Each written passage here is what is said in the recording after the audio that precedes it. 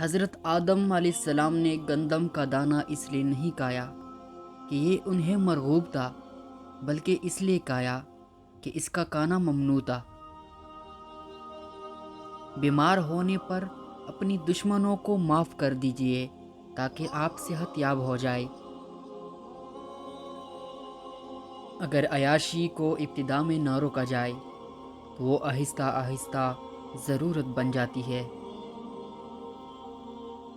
بن بلائے مہمانوں کا خیر مقدم اس وقت ہوتا ہے جب وہ جا چکی ہوتی ہے۔ شادی ضرور کیجیے، اگر بیوی اچھی ملی تو زندگی پر لطف ہو جائے گی، اور اگر بیوی اچھی نہ ملی تو آپ فلاسفر بن جائیں گے۔ وکیل ایک ایسا تعلیم یافتہ انسان ہے جو آپ کی جائیداد آپ کے دشمنوں سے بچا کر خود رکھ لیتا ہے۔ صرف وکیل ہی ایسے لوگ ہیں جو اپنا غصہ اور الفاظ کرائے پر دیتے ہیں۔ اگر لوگوں کو ایک دوسرے پر اعتماد نہ ہوتا تو ہر ایک کو صرف اپنی ہی آمدنی پر گزارا کرنا پڑتا۔ آپ کو ہر اس دوست کے ساتھ جسے آپ خریدتے ہیں ایک دشمن مفت میں مل جاتا ہے۔ مجھے وہ آدمی بہت یاد آتا ہے جس نے ماں باپ کو قتل کر دیا۔ جب اسے سزا سنائی جانے لگی تو اس نے اس بنا پر رحم کی درخواست کی کہ وہ یتیم ہے۔ تیز زبانی ایک ایسا آلہ ہے جو استعمال سے گھس کر اور بھی تیز ہو جاتا ہے۔ مسرت مستقل اور متواتر دھوکہ کھانے کا نام ہے۔ انسان صبح کے وقت اپنے آپ کو آہستہ آہستہ مرتا دیکھنے کے لیے کتنا خوشی خوشی اٹھتا ہے۔ خوشامد بے وقوفوں کی غذا ہے۔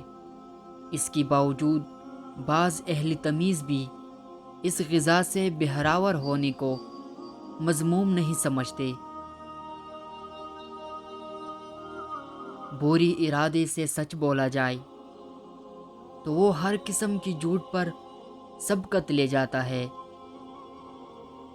دنیا میں سب سے بڑی مصیبت یہ ہے کہ بیوقوف پر یقین اور عقل مند شک و شبہ میں گرے رہتے ہیں۔ شادی اسی وقت کامیاب ہو سکتی ہے جب خاوند بہرا اور بیوی اندھی ہو۔ فراموش کرنے والے خوش قسمت ہے کیونکہ وہ اپنی غلطیوں پر قابو پا لیتے ہیں۔ اگر زندگی کی باغ سے کانٹے لیے جائے اور وہ خوشیوں کا گلدستہ بن جائے تو ایسی زندگی دوزخ سے بھی بدتر ہوگی۔ اگر قانون کی زبان ہوتی تو وہ سب سے پہلے قانون دانوں کی شکایت کرتا۔ دنیا میں سب سے بڑی آبی قوت عورت کی آنسو ہے۔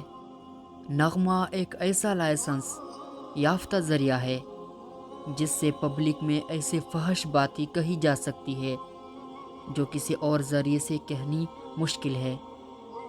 جج قانون کا ایک ایسا طالب علم ہے جو اپنی امتحان کے پرچے خود مارک کرتا ہے۔ عورت کا دل ہمیشہ چاند کی طرح بدلتا رہتا ہے، لیکن اس کا باعث ہمیشہ مرد ہوگا۔ جو شخص عورت کی خواہش کی روح کو قوت سے بدلنا چاہتا ہے وہ بے وقوف ہے۔ مصیبت اس حالت کا نام ہے جس میں انسان اپنی مداحوں سے نجات پا کر خود کو پہچانتا ہے۔ عورت کی ہاں اور نہیں میں اتنا قرب ہوتا ہے کہ ان کی درمیان سوئی بھی نہیں سما سکتی۔ سب سے بڑا خطرہ اس وقت ہوتا ہے جب نصف عقل ایک طرف ہو اور نصف احمق دوسری طرف۔ لوہے کا کلہاڑا लकड़ी की जंगल से एक चिल्का तक नहीं उतार सकता जब तक उसके साथ खुद लकड़ी का दास्तां शामिल ना हो। आज तक जो कवानीन बनाई गई है उनका काम चिल्कों की हिफाजत करना और दानों को दूर फेंक देना है।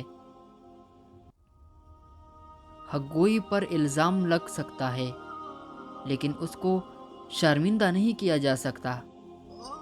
अक्लमंद कानून दान खुद कभी कानून का दरवाज़ा नहीं खटखटाता। लुटेरे को या तो आपकी दौलत की ज़रूरत होगी या ज़िंदगी की, लेकिन औरत को दोनों की ज़रूरत होती है। कामयाबी का दारोमदार आपकी मेहनत या दूसरों की जहालत पर है। जो लोग हमसे पहले थे वो हमारे लिए काबिल इज़्ज़त है और जो हमारे बाद आएंगे हम उनकी वास्ते इबरत है। भेड़ और भेड़िया दोनों इसी हालत में इकट्ठे रह सकते हैं जब भेड़ भेड़ी की पेट में समा जाए। किस्मत अपनी इनायत दोनों हाथों से तकसीम नहीं करती। वो गरीबों को मादा देती है लेकिन खुराक नहीं देती।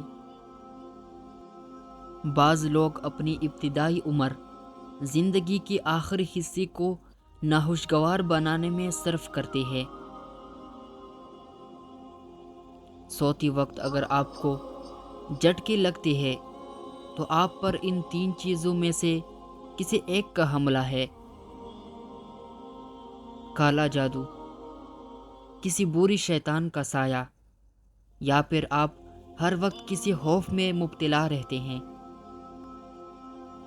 अच्छा लिबास पहनकर खराब लोग भी महज़ब कहलाने का शरफ हासिल कर सकते हैं। खामोशी इजहार नफ़रत का सबसे बेहतरीन तरीका है। अगर अक्लमंद और बेवकूफ़ दोनों असीरी मोहब्बत हो जाए तो उनमें कोई फ़र्क नहीं रह जाता।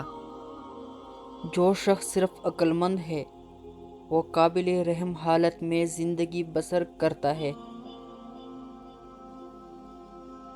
दलाइल जितनी कमज़ोर होंगी अल्फाज उतनी ही सख्त होंगी। ख़यालात मुस्तकबिल की कारनामों के बीच है। इधर आपने सोचा उधर वो बन गया।